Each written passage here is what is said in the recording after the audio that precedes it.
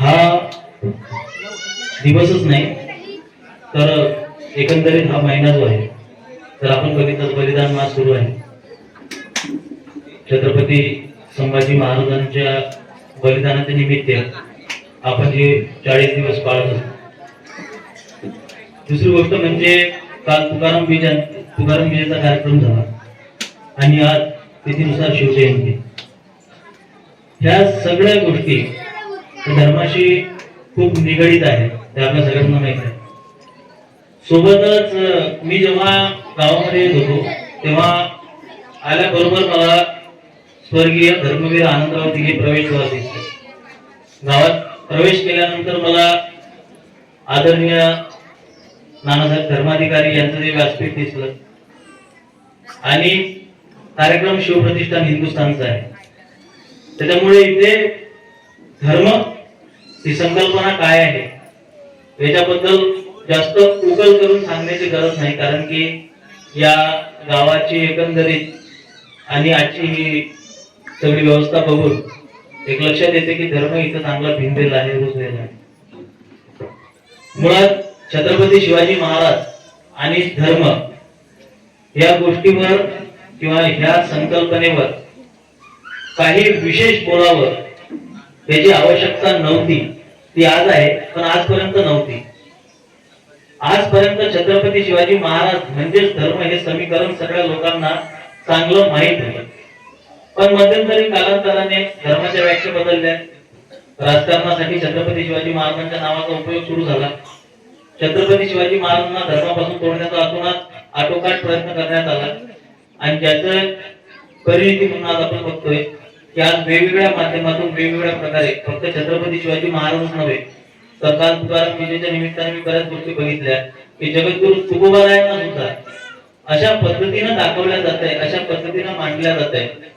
जगद्गुरु तुकोबारायांचे सुद्धा काही अपंग अर्धवट सांगून आणि स्वतःच्या राजकारणासाठी त्या अभंगांचा वापर करून समाजाला धर्मापासून दूर कसं केल्या जाईल, छत्रपती शिवाजी महाराजांच्या दैदिप्यमान चारित्र्याचा उपयोग करून स्वतःची पाकिट वाढवून आणि स्वतःची इकडे बांधणारी व्याख्या ते आपल्या सगळ्यांना माहितच आहे.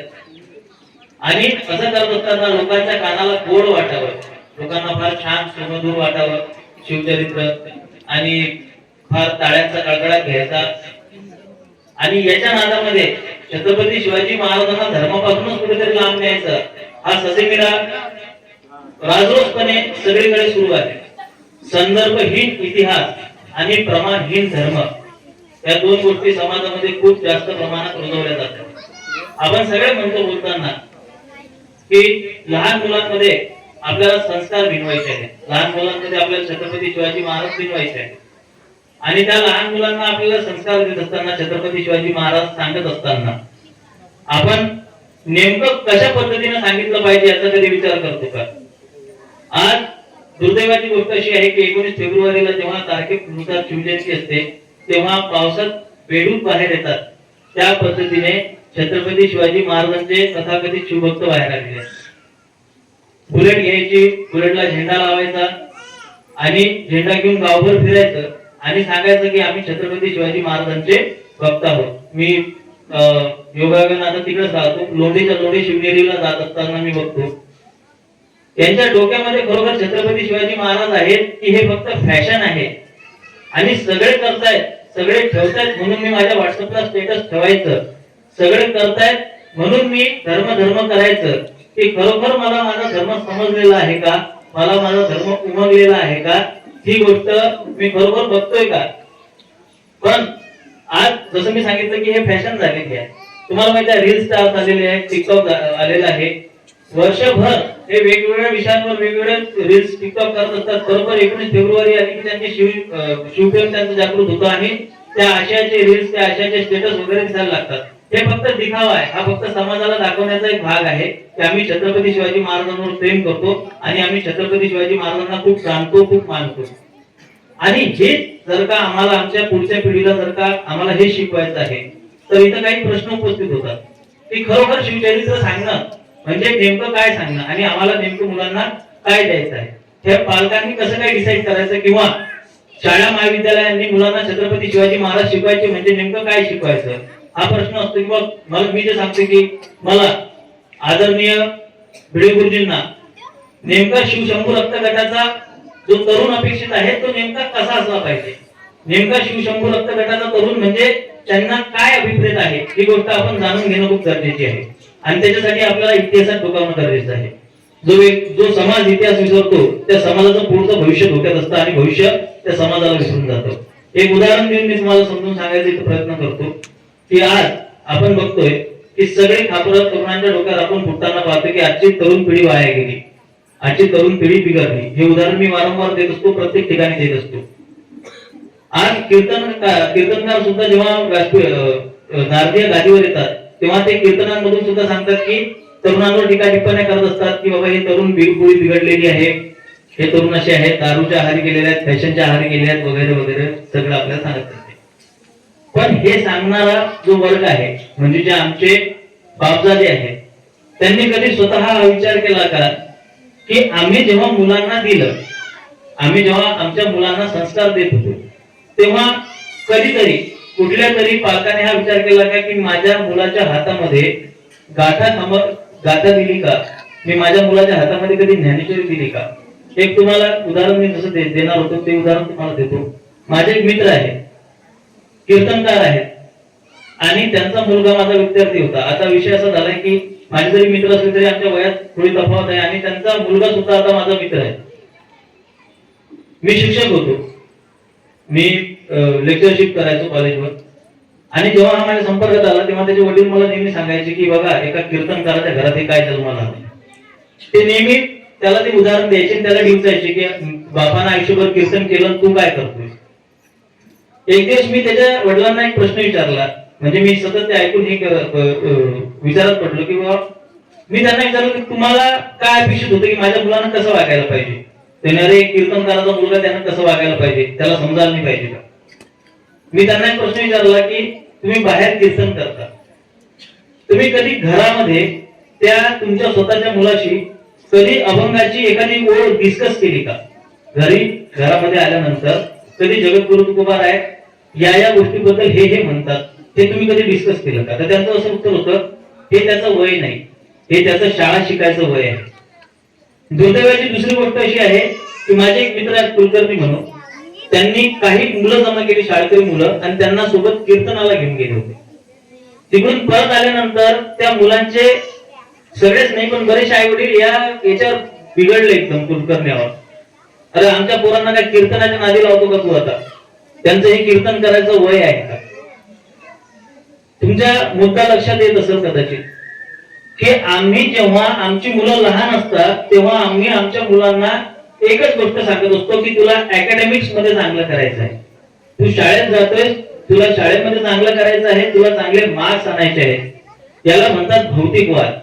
मार्क्स कशासाठी आणायचे आहेत तर चांगली नोकरी लागली पाहिजे. चांगली नोकरी कशासाठी लागली पाहिजे, चांगला पैसा घरात आला पाहिजे. चांगला पैसा घरात कशासाठी आला पाहिजे, आपण श्रीमंत झालो पाहिजे. श्रीमंत कशासाठी झालो पाहिजे, आपण चंगळवादी झालो पाहिजे. सगळी भौतिक सुख आमच्या पदराशी आमच्या घरी लोळत घेतलं पाहिजे. सगळ्या भौतिक सुखांनी माझ्या जवळ मोठं बेडरूम असलं पाहिजे, माझ्याकडे हॉल असला पाहिजे, हॉलमध्ये सोफा सेट असला पाहिजे, गाडी बंगला सगळं असलं पाहिजे. आणि हे सांगत असताना त्या मुलाला एवढं भौतिकवादी बनवल्यानंतर तो मुलगा भौतिकतेच्या आहारी जाऊन भविष्यामध्ये त्याच्या आई वडिलांकडे पाहतो आणि लक्षात येते त्याच्या की बाबा हे माझ्या काही कामाचे नाहीये, आता यांचा काही उपयोग नाहीये. आणि मग तो त्या मुलांना त्या आई वडिलांना वृद्धाश्रमात टाकतो आणि वृद्धाश्रमात गेलेला बाप बोंबलत बसतो आणि म्हणतो की माझ्या पोराला मी एवढं काय काय दिलं, सगळं दिलं, पण एकच गोष्ट दिली नाही, ते म्हणजे संस्कार. हे संस्कार अभिप्रेत आहे.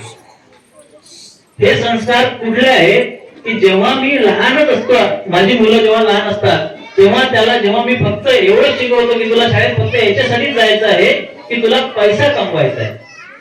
आम्हाला आमच्या मुलाकडून काय अपेक्षा आहे की त्याने पैसा कमवावा.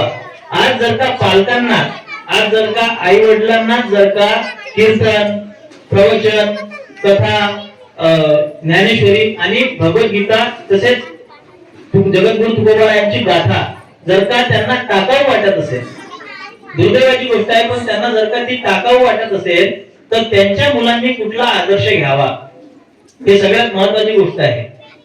आम्ही कधीही सुद्धा दोन शब्द धर्माच्या घरामध्ये आमची चर्चा चालते का? आज आम्ही छत्रपती शिवाजी महाराजांच्या जयंतीच्या निमित्ताने जेव्हा धर्म घेतो तेव्हा आम्ही एक गोष्ट वारंवार आणि आवर्जून सांगत असतो की औ जिजाऊंनी छत्रपती शिवाजी महाराजांवर संस्कार केले. कुठले संस्कार केले? की तुला राजा बनायचं आहे आणि तुला उपभोग घ्यायचा आहे, हे संस्कार केले का? जगद्गुरु तुकोबा समर्थ नाथस्वामींनी छत्रपती शिवाजी महाराजांसाठी एका शब्दाची उपाययोजना केलेली आहे. त्याला म्हटलेला उपभोग शून्य स्वामी. छत्रपती शिवाजी महाराज हे उपभोग शून्य स्वामी होते. 32 मन सुवर्ण सिंहासन होतं छत्रपती शिवाजी महाराजांकडे. पण छत्रपती शिवाजी महाराज त्या सिंहासनाचा त्यांनी किती उपभोग घेतला, ते त्या सिंहासनावर किती काळ बसले, हा जर का आपण विचार केला तर आपल्या लक्षात येईल की खूप कमी वेळासाठी. तरी सुद्धा 32 मनाचं सुवर्ण सिंहासन कशासाठी? तर ते लोकसंग्रहासाठी. वशिष्ठ ऋषींनी प्रभू श्रीरामचंद्रांना उपदेश करताना सांगितलं होतं की हे रामा, तुझा अंतरात्मा हा परमात्म्यात विलीन झालेला आहे. तू स्वतःच परमात्मा स्वरूप आहेस. पण जनतेमध्ये वावरताना तू एक राजा आहेस आणि राजाने लोकसंग्रहासाठी जे जे राजाची विहित कर्तव्य आहेत ती करावी लागतील. तुला शस्त्र धारण करावे लागेल, तुला लोकांच्या सुखदुःखात सहभागी व्हावे लागेल, तुला सोनं नाणं धारण करावं लागेल, कारण तू राजा आहेस. जनकाला सुद्धा तुम्ही जर का भगवद्गीतेमध्ये जनकाचं उदाहरण वारंवार येतं. जनक सुद्धा त्याला सत्याचं बोध झाल्यानंतर त्याला मोक्ष प्राप्ती होऊ शकली असती जी सहज होती, तरी सुद्धा जनक राजा परत आला आणि त्याने राज्य कारभार केला आणि लोकसंग्रहासाठी त्याने तो राज्य कारभार केला. छत्रपती शिवाजी महाराज काही वेगळे नाहीये. छत्रपती शिवाजी महाराज हे परम विरक्त आहे. छत्रपती शिवाजी महाराजांच्या विरक्तीची महिमा काय सांगायची? एक कथा मी नेहमी सांगत असतो, जी सत्य घटना आहे. कारण की हे सांगावं लागतं की सत्य आहे. आजकाल शिवव्याख्याता म्हटलं, मी शिवव्याख्याता नाही, कारण की आजकाल शिवव्याख्याता म्हटलं की मला कानाला कसं तरी होतं. शिवव्याख्या ते आजकाल मोठे मोठ्यानं बोंबलून खूप लोकांनी टाळ्या वाजवल्या पाहिजेत म्हणून त्या पद्धतीनं तसं बोलत असतात.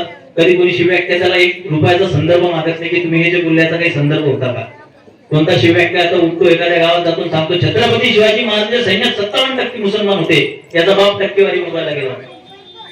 कधी कोणी विचारलं का त्याला की बाबा संदर्भ दे, ही टक्केवारी तू कशावरून काढली? कोणी विचारलं का? पण मी तुम्हाला आधी संदर्भ देतो मग सांगतो. हा संदर्भ आहे कवींद्र परमानंद नेवस्कर यांचे मित्र संकर्षण सकळकरांचा. ते अंजनगाव सुरजीच्या रहिवासी होते.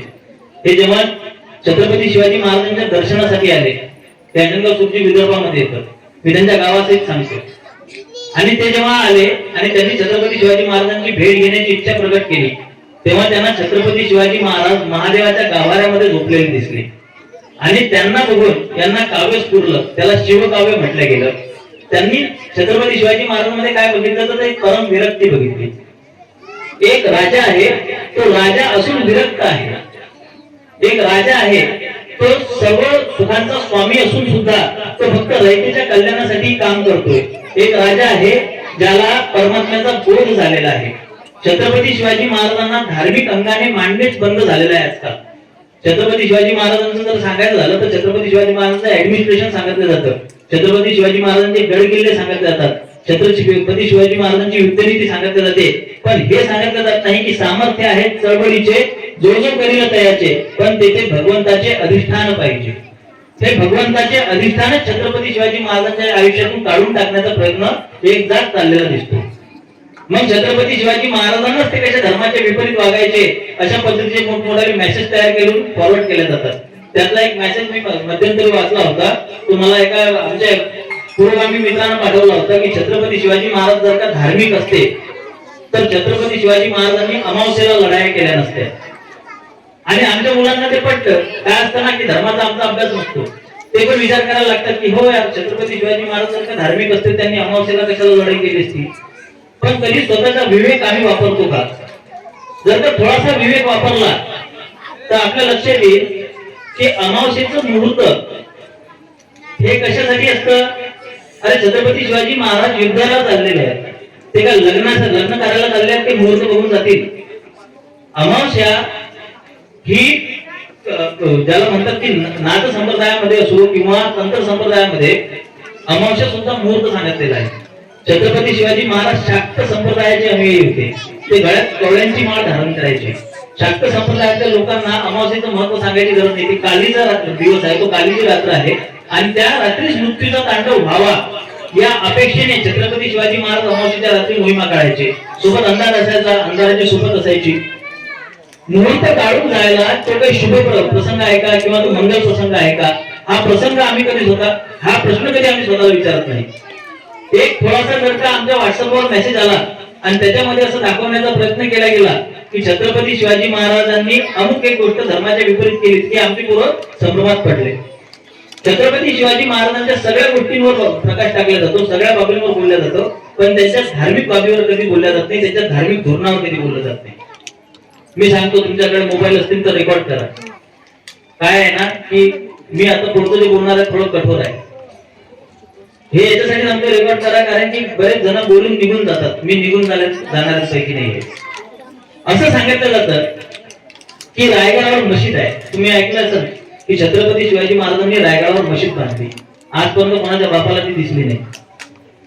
दिसली असती जर का ती अस्तित्वात तर दिसली असती, पण छत्रपती शिवाजी महाराजांनी मशिदी पाडल्या याचा उल्लेख आहे.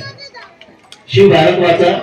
शिवभारत मध्ये कल्याण आणि भिवंडीला छत्रपती शिवाजी महाराज गेले असता तिथे महादेवाचे मंदिर ध्वस्त करून तिथे मशिदी उभारल्या होत्या. त्या छत्रपती शिवाजी महाराजांनी पाडून परत तिथे मंदिर उभे केले. कधी कुठला व्याख्याता तुम्हाला हे सांगताना आढळला का? छत्रपती शिवाजी महाराजांचं चारित्र्य इतकं गोड करून सांगायला यांचं फावतं. यांचं याच्यासाठी फावतं की सगळ्या प्रकारची लोक याला प्रो असली पाहिजेत, हा सगळ्यांच्या गुडगुट मध्ये असला पाहिजे आणि सगळ्याच लोकांनी याला त्याच्या व्याख्यानासाठी बोलावलं पाहिजे. हा त्याचा तो काय उद्देश असतो. म्हणून छत्रपती शिवाजी महाराजांची धार्मिक बाजूच लपून ठेवायची, किंबहुना पुरोगामी छत्रपती शिवाजी महाराज ऐकायला लोकांना जास्त आवडतात, म्हणून खरा इतिहास लपून ठेवायचा आणि खोटं काय ते लोकांपुढे मांडायचं. अशा पद्धतीचा जो हा पोरखेळ चाललेला आहे, हा पोरखेळ बंद झाला पाहिजे. आम्हाला जर का आमच्या मुलांवर संस्कार पाळायचे आहेत तर ते संस्कार अशा पद्धतीने पडले पाहिजेत की प्रमाणासोबत धर्म त्यांच्या जवळ गेला पाहिजे आणि संदर्भासोबत इतिहास त्यांच्या जवळ गेला पाहिजे. आज जर का जगद्गुरु तुकोबारायांचं कुठलंही प्रमाण घेतलं, मी काल परवा बघितलं की जगद्गुरु तुकोबारायांना वेद विरहित दाखवण्याचा प्रयत्न केलाय आणि वेद मानत नव्हते जगद्गुरु तुकोबाराय, आणि जगद्गुरु तुकोबारायांनी वेदांची शिखासूत्राची निंदा केलेली आहे असे अर्धवट अभंग टाकून एका जणांना मांडणी केली होती. मी त्याचं खंडन केलं. मातेची ठाणे फाळी तया जोडी कोण ते, वेदा निंदित तो चांडाळ दुष्ट सुतकिया खळ. हा जगद्गुरु तुकोबारायांनी असे निंदा केलेली आहे वेद निंदकाची. जगद्गुरु तुकोबाराय वेद विहित कर्मांचे पुरस्कर्ते होते. जगद्गुरु तुकोबाराय भक्तीचे भावाचे पुरस्कर्ते होते. संपूर्ण जर का तुम्ही गाथा बघितली तर संपूर्ण गाथेमध्ये दुर्जन किंवा दुष्ट कोणाला म्हटलेलं आहे तर तार्किकांना म्हटलेलं आहे, नास्तिकांना म्हटलेलं आहे. तार्किकांचा टाका संघ पांडुरंग स्मरा हो, नका शोधू मतांतरे नुमगे पुढे बुडालं. ते जगद्गुरु तुकोबारायांनी सांगितलेलं असताना सुद्धा आज तार्किक लोक, आज नास्तिक लोक, आज धर्मद्रोही लोक जगद्गुरु तुकोबारायांच्या अभंगाचा सर्वाधिक वापर करताना आपल्याला दिसत आहे. याचं एक उदाहरण म्हणजे अंधश्रद्धा निर्मूलन समिती. अंधश्रद्धा निर्मूलन समितीची लोक सर्वच तुकोबारायांचा एक अभंग सांगत असतात, नवसे कन्या पुत्र होती की मक्कार कन्या लागेपती. पण खरा धर्मच तो आहे. जगद्गुरु तुकोबारायांनी मुळात हा सुद्धा अभंग याचा एवढाच अर्थ नाही आहे फक्त वैद्य वाचविती जेव्हा मग ध्याते देवा कोण जाणू कैसे करी प्रारब्ध ते ठेवावरी. हा अभंग प्रारब्धावर आहे, नवसाच्या विरोधात नाही आहे. हा अभंग आहे की तुम्हाला तुमचं प्रारब्ध माहित नसतं, मग श्रीहरीचं नाव घ्या, क्रियामान कर्मशुद्ध ठेवा, त्याने संचिताचा दावा होतो आणि तुमच्या प्रारब्धात जे भोगायचं ते तुम्ही भोगून घेता आणि तुम्ही मोक्ष पदाला प्राप्त होता. भक्ती कशाला म्हटलेलं आहे? जगद्गुरु तुकोबारायांना मोक्षाची सुद्धा हाव नाही आहे. ज्या जगद्गुरु तुकोबारायांना मोक्षाची हाव नाही आहे ते जगद्गुरु तुकोबाराय व्रत आणि नवसा यांच्या बाजूने असतील का? आज धर्माचा सुद्धा बाजार मांडला गेला, धर्माची बलतोडपुरी झालेली आहे. खरा संप्रदाय काय आहे? जगद्गुरु तुकोबाराय व्रतांच्या विरोधात होते. जगद्गुरु तुकोबाराय देवाला काही मागण्याच्या विरोधात होते, भौतिक सुखांच्या विरोधात होते. गाथा आणि ज्ञानेश्वरी हे संपूर्ण विरक्ती आहे. ब्रह्मसूत्रामध्ये सांगितलेलं आहे धर्माती विरक्ती, म्हणजे धर्माचं फळ ही विरक्ती असते. संपूर्ण विरक्ती कशाला म्हणायचं तर ते आम्हाला समर्थ रामदास स्वामींकडे बघून समजतं, ते आम्हाला जगद्गुरु तुकोबारायांकडे बघून समजतं आणि ते आम्हाला छत्रपती शिवाजी महाराजांकडे बघून समजतं. ही विरक्ती आम्हाला आमच्या समाजामध्ये भिनवायची आहे आणि इंद्रिय संयम आम्हाला आमच्या समाजामध्ये भिनवायचा आहे. आणि हे सोडून म्हणजे जे विरक्तीची महामूर्ती आहे ते छत्रपती शिवाजी महाराज. विरक्ती म्हणजे काय, तर संपूर्ण सगळ्या गोष्टींचा त्याग, सकल सुखांचा केला त्याग, म्हणून साधिते तो योग, राज्य साधनांची लगबग कैसी केली. त्या सर्व सुखांचा त्याग करणारा हा निश्चयाचा महामेरू लोकांच्या पैसे कमवायचं साधन बनताय, त्याला कारणीभूत आमचा समाज आहे.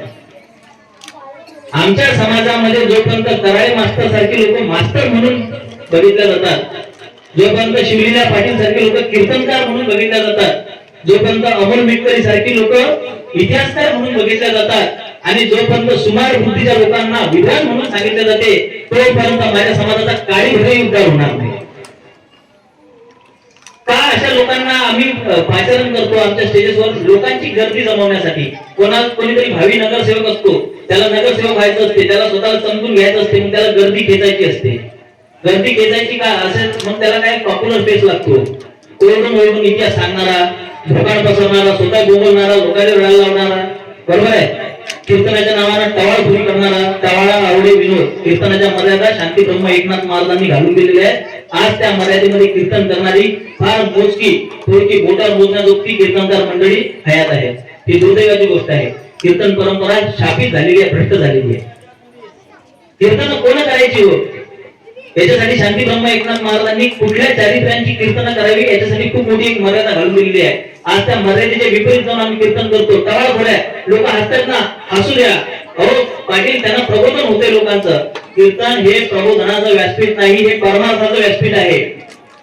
हे प्रबोधनाचं व्यासपीठ नाही. प्रबोधनासाठी तुम्ही व्याख्यान करा, आणि व्याख्यानामध्ये जर का खोटा इतिहास सांगितला तर समाजामध्ये सहिष्णुता वाढते म्हणे. मला एकदा म्हटलं की सांगू द्या की शिवाजी महाराजांच्या सैन्यात मुसलमान होते, हिंदू मुस्लिम सलोखा वाढतो, लोक खुश होतात. लोकांना खुश करण्यासाठी इतिहास तुमची बायको नाहीये. इतिहास हा इतिहास आहे, त्याला इतिहासाच्या दृष्टिकोनातून बघितलं गेलं पाहिजे. आपल्याला कोणाला खुश करायचं नाहीये, आपल्याला फक्त संदर्भ सहित इतिहास मांडायचा आहे आणि प्रमाणांसहित धर्म मांडायचा आहे. एवढी एक गोष्ट फक्त आम्ही लक्षात ठेवायची आहे. इथे जेव्हा आम्ही कीर्तनांचा किंवा याचा इतिहासाचा दाखला देतो, तेव्हा सलोखा जपणे, प्रबोधन करणे, ह्या गोष्टींना बाजूला ठेवून कुठेतरी लोकांना सत्य काय तो इतिहास समजला पाहिजे. एवढं शुद्ध अंतःकरणातून एकच त्याचा निश्चय असला पाहिजे, व्याख्यानाचा आणि कीर्तनकाराचा. पण आज आम्हाला त्याचं होताना दिसत नाही.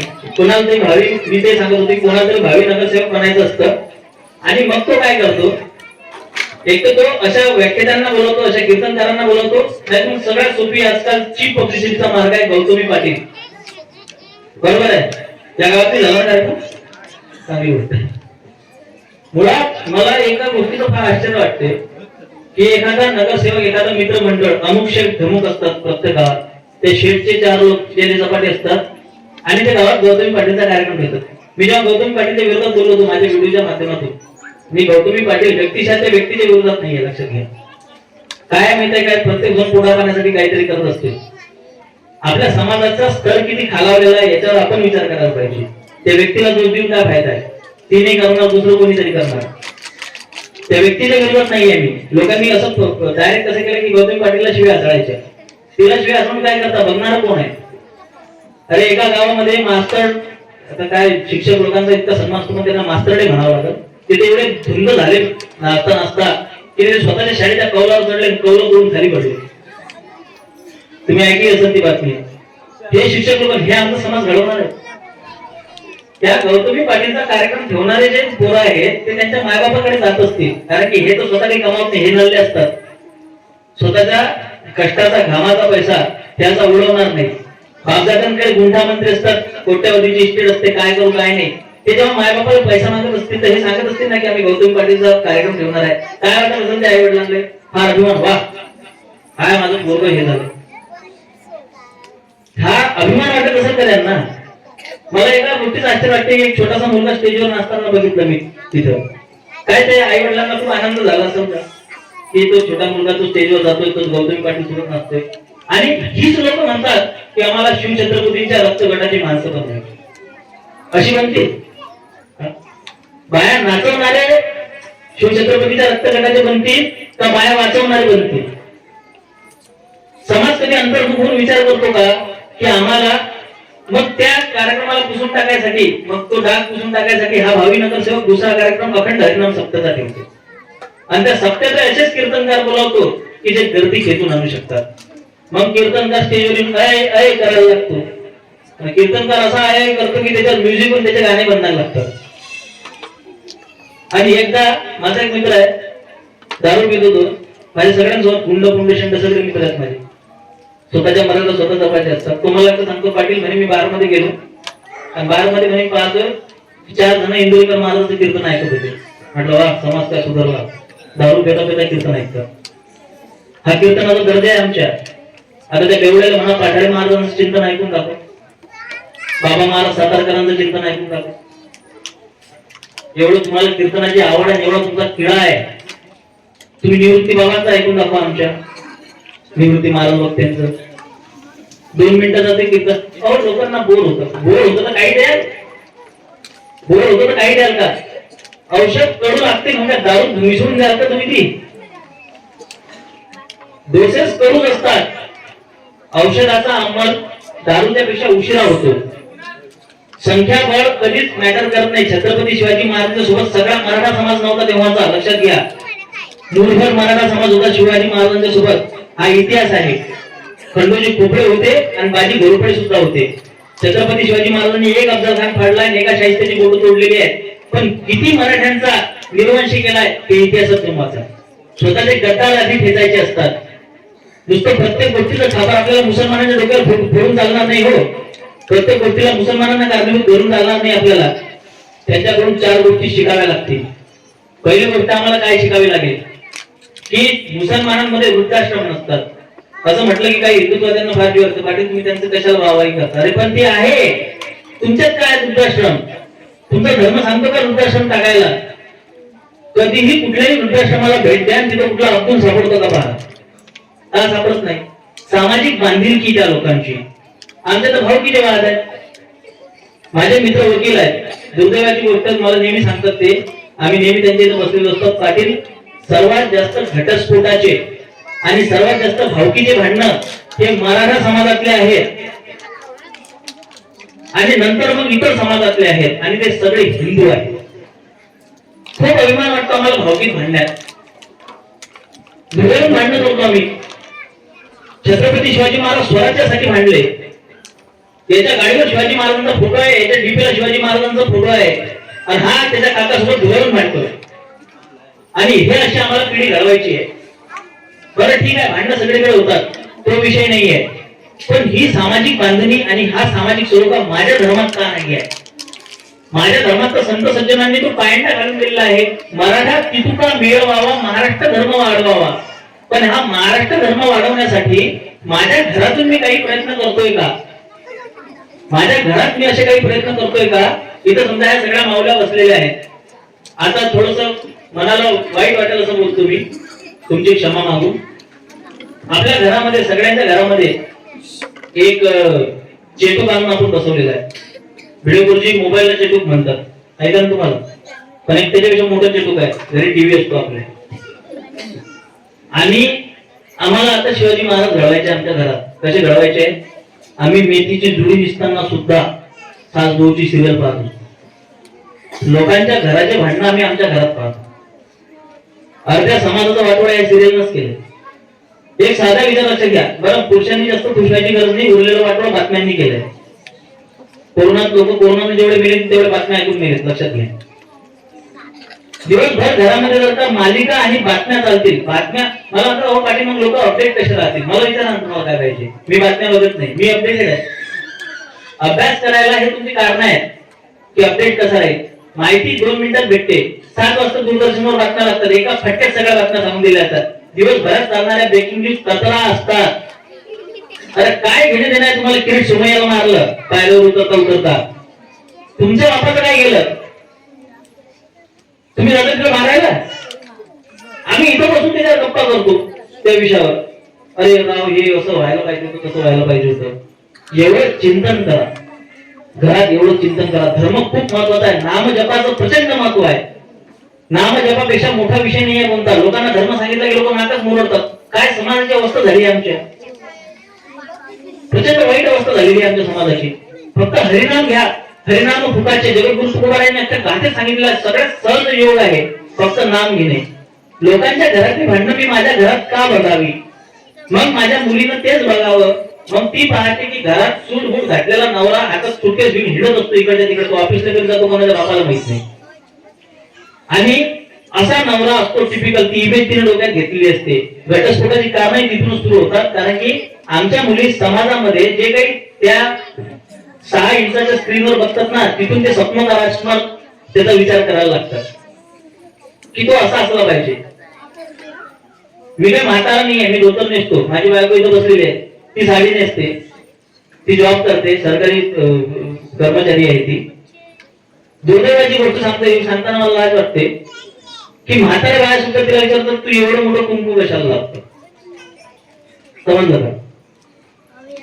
एकदा मी एका ठिकाणी गेलो होतो. ती म्हातारी स्वतः तिने पंजाबी ड्रेस घातलेला होता आणि हिला म्हणते तू कधी कधी पंजाबी ड्रेस. माझा विरोध नाही, माझा तिच्या ड्रेस घालण्याला काहीही घालण्याला विरोध नाही.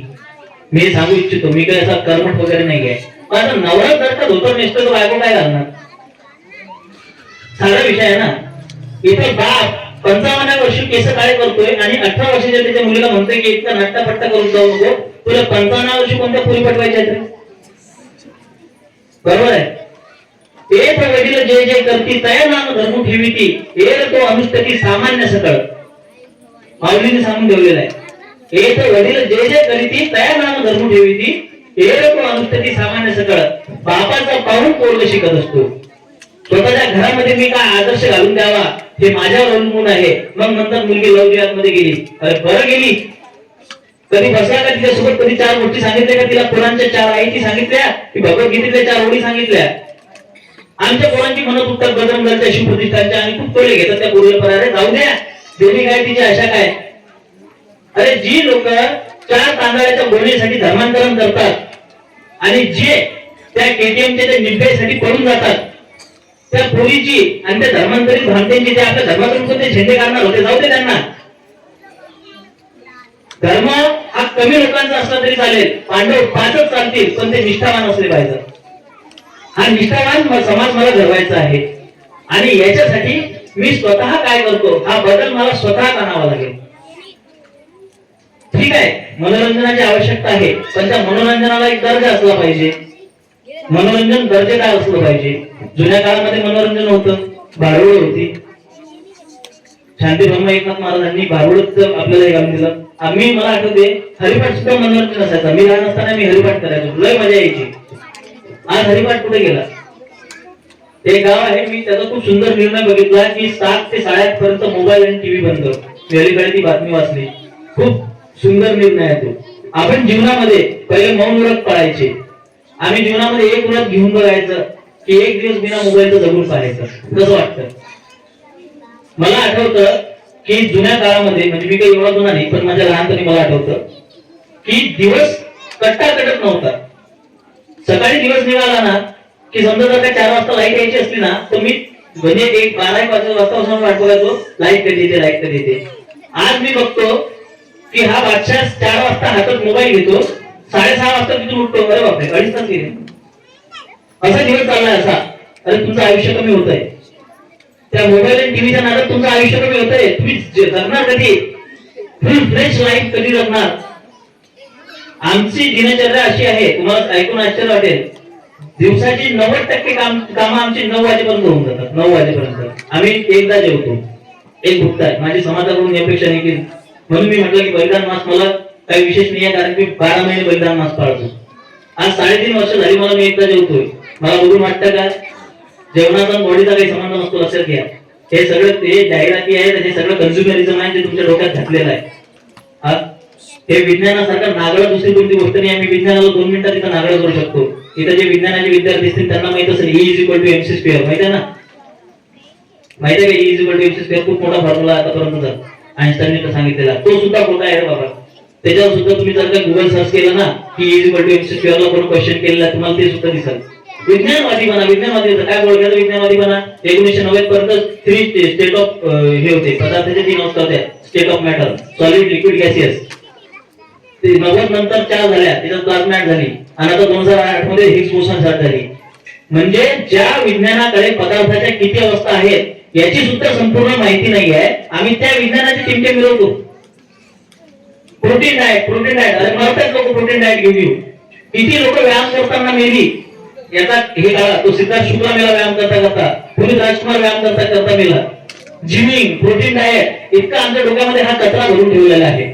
प्राणायाम, योग, आखाडा हे आमची पद्धती होत्या व्यायामाच्या. तर मी सांगत होतो की दिवसाचे 90% काम आम्ही 9 वाजेपर्यंत आटोपतो.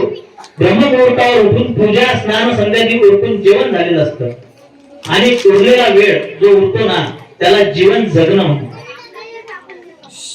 आमचं जर का पूर्ण आयुष्य जर का याच्यातच जात आहे की मी फक्त सकाळी उठून स्वयंपाक बनवते, मी महिलांना सांगतोय संध्याकाळी मी स्वयंपाक बनवते, उरलेल्या वेळेत मी भांडे घासतीये आणि बाकीच्या वेळेत मी टीव्ही बघतीये, तर जीवन जगताय कुठं? हे जीवन जगणं नाहीये. बसून 2 मिनिटं चिंतन कधी करणार तुम्ही त्या जीवनावर? विचार, मी इथे का आलोय, मला माझ्या मुलांना काय भविष्य द्यायचं आहे, मला आज काय करायचं आहे, मला भविष्यात काय करायचं आहे, माझं म्हातारपण कसं असेल. जीवनात सगळ्यात मोठं सुख हे घरात नवीन वस्तू आणणे नाहीये. जीवनात सगळ्यात मोठं सुख आहे की एका सुखाचा त्याग करणे. मी आयुष्यात एकच गोष्ट शिकून आलो, ज्या दिवशी मी एक वेळ जेवणाचा त्याग केला त्या दिवशी मी खूप सुखी झालो, कारण की माझे एक वेळ जेवणाची झंझटच संपून गेली. ज्यावेळी मी गादीवर झोपण्याचा त्याग केला त्या दिवशी मी सगळ्यात जास्त सुखी झालो, कारण की मी कुठेही जाऊन झोपू शकतो. झोपीला गादीची आवश्यकता नाही, झोपेला झोपेची आवश्यकता असते. ज्यावेळेस माझी परिस्थिती नव्हती आणि मी खूप साधारण ठिकाणी राहायचो तेव्हा मला असं वाटायचं की माझ्या इथे गिझर असलं पाहिजे. कालांतराने मी माझ्या घरात 2 गिझर बसवले आणि मी थंड पाण्याने आंघोळ करायला लागलो. आज अशी परिस्थिती आहे की मी माझे काही कंडिशन्स आहेत की माझ्या बायकोच्या जॉबमुळे मला आई वडिलांपासून लांब राहावं लागतं, पण ते पण खूप आनंदी आहेत, ते नेहमी माझ्यासोबतच असतात. मी सगळं वैभव, TV, refrigerator, washing machine, geyser सगळं तिकडे ठेवून आलो. माझ्या घरी व्यक्तिशः एकही हाऊस होल्ड अप्लायन्सेस, मी आरोग्य पाणी सुद्धा पित नाही. मी माझा मोठेपणा सांगत नाहीये, मी तुम्हाला सांगतोय की ह्या गोष्टीशिवाय माणूस जगू शकतो. त्या गोष्टीशिवाय माणूस जगू शकतो. त्या सगळ्या गोष्टी तुमच्या डोक्यामध्ये घालून दिलेल्या आहेत. जीवनामध्ये तुम्ही जेवढ्या सुखाचा त्याग, छत्रपती शिवाजी महाराज म्हटले की उपभोग शून्य स्वामी येतो, आणि उपभोग शून्य स्वामी म्हणजे या सुखांचा त्याग येतो. आणि या सुखांच्या मागे धावणे जर का आम्ही आमच्या मुलांना शिकवत असू तर आम्ही छत्रपती शिवाजी महाराज त्या बोलक्याचे बनवणार आहोत का? अधिकाधिक सुख अर्जित करायचं आहे आम्हाला जीवनामध्ये, अधिकाधिक सुख अर्जित करायचं आहे. जितकं सुख तुम्ही जीवनामध्ये अर्जित करत जाल तितके तुम्ही दुःखाच्या गडकेत जाल. 18व्या अध्यायामध्ये भगवद्गीतेच्या सांगितलेलं आहे की प्रथमतः जी मधुर असते ती गोष्ट अंततः काय असते? कटू असते. आणि प्रथमतः कटू वाटणारी गोष्ट जीवनामध्ये सुख निर्माण करते. आपण भगवद्गीतेला चॅलेंज करायला बसलेलो आहे. त्याचं साधं उदाहरण देतो. सकाळी उठणं माणसाची जेव्हा साखर झोप असते, ते सुख आपल्याला पाहिजे असतं. परिणाम काय होतो? माणूस उशिरा उठतो. उशिरा उठल्यावर काय करतो? तो आळशी होतो. त्याचे सगळे दुष्परिणाम त्याच्या शरीरावर होतात. अरे आहेस करून तर हे करून राशीन म्हणून तर देतील बोलून, काय करायचं पाटील एवढे नियम पाळून, बरोबर आहे. आता खाऊन घे, म्हातारपणात डॉक्टर खाऊ देणार नाही. म्हातारपणात सगळ्यात जास्त माणसाचं मन लालसा करत असते काहीतरी खायचं, आणि डॉक्टर खाऊ देत नाही. अरे तरुणपणातच जर का मी त्या गोष्टींवर ताबा मिळवला जो की छत्रपती शिवाजी महाराजांचा होता, छत्रपती शिवाजी महाराजांच्या इंद्रिय संयमांबद्दल जर तुम्ही वाचलं तर छत्रपती शिवाजी महाराज, तुम्हाला काय वाटते हो स्वराज्य निर्माण करणं म्हणजे इतकं सोपी पोरके होता का? एक साधारण गोष्ट आहे का ते? इतकं मोठं स्वराज्य निर्माण केलं महाराजांनी, तर तिथे भगवंताचं अधिष्ठान होतं. तिथे महाराजांचं उपभोग शून्य स्वामिता कामी आली. श्रीमंत योगी म्हटलेला आहे शिवाजी महाराजांना. महाराज योगी होते, महाराज रोगी आणि भोगी नव्हते. अल्पायुष्य होतं महाराजांचं. तरी तुम्हाला एक गोष्ट सांगतो की प्रारब्धात जे असतं ते होतं. तुम्ही किती नियम पाळले, काही एका फटक्यात तुमचा जीव जाईल. तुमचा मृत्यूचा स्वीकार करण्याची तयारी असली पाहिजे, आणि ती तयारी वैरक्तीतून येते की या क्षणाला इथे जर का मी बोलता बोलता गेलो, जसे तुम्ही हरिभक्त पर्यंत ताजुद्दीन महाराजांचं स्मरण पाहिलं का? ताजुद्दीन महाराज म्हणून कीर्तनकार होते. तुम्ही तुमच्या बऱ्याच लोकांमध्ये अहो रामकृष्ण हरी म्हणता म्हणता गेला माणूस. मुसलमान होता जातीनं, आपल्यापेक्षा 1000 पट हिंदू. जो माणूस रामकृष्ण हरी म्हणताना जातो त्याच्यापेक्षा चांगलं मरण काय असेल एका फटक्यात? अहो मग ते देवाची भक्ती करत होते, त्यांना अटॅक कसा काय आला? हे शुद्र विचार आहे. जीवन मरण हे आपल्यासाठी आहे, हा प्रकृतीचा नियम नाहीये. प्रकृतीत हे निरंतर चालत राहते. तुम्ही याचे कित्येक जन्म घ्याल, कित्येक जाल, पण हे जगत असताना ह्या वर्तमान स्थितीत मी आज इथे समाधानी असलो पाहिजे. ते समाधान मला कसं प्राप्त होईल, तर मला ते विरक्त होऊन प्राप्त होईल. आज शिवप्रतिष्ठान हिंदुस्थानने हा कार्यक्रम ठेवलेला आहे. शिवप्रतिष्ठान हिंदुस्थान म्हणजे भिडे गुरुजी. 2 मिनिटं भिडे गुरुजींकडे पहा. मी आतापर्यंत माझं महिमा मंडन केलं, गुरुजींच्या पुढे मी एका कणासारखा सुद्धा नाहीये. गुरुजींनी ज्या पद्धतीनं स्वतःच्या जीवनामध्ये त्याग केलेला आहे, गुरुजींना नाव ठेवणं खूप सोपं आहे, प्रचंड सोपं आहे. हा, त्या म्हाताऱ्याला काय कळतं, ही भाषा आहे लोकांची, पोरं कामाला लावून दिली, असं केलं तसं केलं, दंगली करतो वगैरे वगैरे. 2 दिवस गुरुजींसारखं जगून दाखव म्हणा, 2 दिवस हनुमानी पायानं फिरून दाखव, एक वेळ जेवून दाखव. आणि प्रचंड संपत्ती असताना सुद्धा एका 10 बाय 10च्या खोलीत मोजकं साहित्य घेऊन जगून दाखव, एक विरक्त आयुष्य. म्हणजेच आम्हाला समजत तो शिवशंभू रक्तगट आहे जो गुरुजींना अभिप्रेत आहे. म्हणजे सगळ्यांनी संन्यास घ्या, ब्रह्मचारी व्हा अशातला भाग नाहीये. संसार करावा नेटका. जगद्गुरु तुकोबारायांनी सांगितलं, भोगे गळे त्याग, त्यागे अंगी येई भोग. काय त्यागायचं आणि काय भोगायचं याचा सारासार विवेक सुद्धा माझ्या अंगी आला पाहिजे. आणि हा विवेक कसा येणार, तर हा चिंतनातून येणार. पारायण करणं म्हणजे पोत्या उघडून फक्त असे मान हलवून वाचत बसणं नाही, एक तरी अभंगाची ओवी जगावी. जीवनात त्याच्यासारखं मोठं सुख नाही. छत्रपती शिवाजी महाराज हे शिवचरित्रातून फक्त समजणार नाही. शिवचरित्रामध्ये प्रत्येका लेखकाचा स्वतःचा त्याचा एक पॉइंट ऑफ व्ह्यू असतो, त्याला तो पॉइंट ऑफ व्ह्यू समाजाला द्यायचा असतो. छत्रपती शिवाजी महाराज समजून घ्यायचे असतील तर तुम्हाला गाथा समजून घ्यावी लागेल, तुम्हाला ज्ञानेश्वरी समजून घ्यावी लागेल, तुम्हाला स्वतःचा स्वधर्म समजून घ्यावा लागेल. स्वधर्म समजल्यानंतर आपोआप समाजात शिवाजी घडतील. खूप जण म्हणतात की छत्रपती होण्याची कोणाची लायकी नाही, कोणाची पात्रता नाही, खरी गोष्ट आहे. पण याचा अर्थ होऊच नाही अशातला भाग नाहीये. प्रत्येकाच्या हृदयात ती इच्छा असली पाहिजे की माझ्या घरी शिवाजी जन्माला यावे, माझ्या स्वतःच्या घरी. ते म्हणाय ना, छत्रपती शिवाजी महाराज जन्माला यावे पण शेजारच्या घरात. का? कारण की आम्हाला ह्याच गोष्टीची भीती वाटते, आम्हाला ह्याच गोष्टीची भीती वाटते, आम्हाला विरक्तीची भीती वाटते, आम्हाला वैराग्याची भीती वाटते, आम्हाला उपभोग शून्य स्वामीतेची भीती वाटते, आम्हाला योगी असल्याची भीती वाटते. आणि ती भीती आम्हाला अधिकाधिक भौतिकवादी बनवते. आणि त्याच्यातून आम्ही काय साध्य करतो, त्याच्यातून आम्ही काय सिद्ध करतो, मला अजून समजलं नाही. आज मुलांच्या करिअरकडे इतकं जास्त लक्ष आहे पालकांचं, इतकं जास्त लक्ष आहे की ते रियालिटी शोज मध्ये मुलांना टाकतात. एक रियालिटी शो मी बघितला, त्याच्यामध्ये एक 6-7 वर्षाची मुलगी हिपहॉप करत होती. चांगली गोष्ट, नृत्य करणं काही वाईट नाही, पण ते हिपहॉपचं गाणं फार प्रचंड अश्लील होतं आणि तिचे हावभाव त्याही पेक्षा अश्लील होते. आणि सगळे लोक तिथं बसून खूप एन्जॉय करत होते. मंदिर सुना सुना होगा, भरी रहेगी मधुशाला, मात पिता के सन्मुख घर में नाचेगी घर की बाला, काहे का कन्यादान बापुरी बेटी का धन खाएगा, हंस चुगेगा दाना तुमका कवा मोती खाएगा. ही परिस्थिती झालेली आहे ना कलियुगात. माझ्या बापाला खूप आनंद होतो, काय नाचते म्हणते माझी मुलगी. बरोबर आहे. आपल्याकडे नृत्याला म्हणी आहे का? आपल्याकडे कथ्थक आहे, कथकली आहे, कुचिपुडी आहे, पारंपरिक नृत्य आहे, साधारण नृत्य आहे, करा ना. पण त्या वयाला ते साजेशी गोष्ट आहे का, हा तर आम्ही विचार केला पाहिजे. इतक्या कमी वयात जर का ही मुलगी इतक्या अश्लील जर का हवा करून नाचते आहे, तर हा समाज आम्हाला घडवायचा आहे का, हा विचार आम्ही करतोय का? की जे म्हटलेलं आहे की बाबा कलियुगामध्ये असं होईल, ते आज आपल्या समोर सगळ्यांच्या समक्ष त्या गोष्टी होत आहेत. तरी सुद्धा जर का आमच्या डोक्यामध्ये प्रकाश पडत नसेल आणि तरी सुद्धा आमची गाडी धर्माकडे वळत नसेल आणि धर्म आम्ही आमच्या जीवनामध्ये कशा पद्धतीने अंगीकारावा याचा आम्ही विचार करत नसू, तर आपल्या समाजाचं पतन निश्चित आहे. मग कुठला धर्म वाचवला शिवाजी महाराजांनी? काय वाचवलं शिवाजी महाराजांनी? शिवाजी महाराजांनी धर्मरक्षण याच्यासाठी केलं की भविष्यात लोक बुलेट घेऊन येतील, गाडीला झेंडा लावतील, पूर्ण गावभर फिरवतील, डीजे लावतील.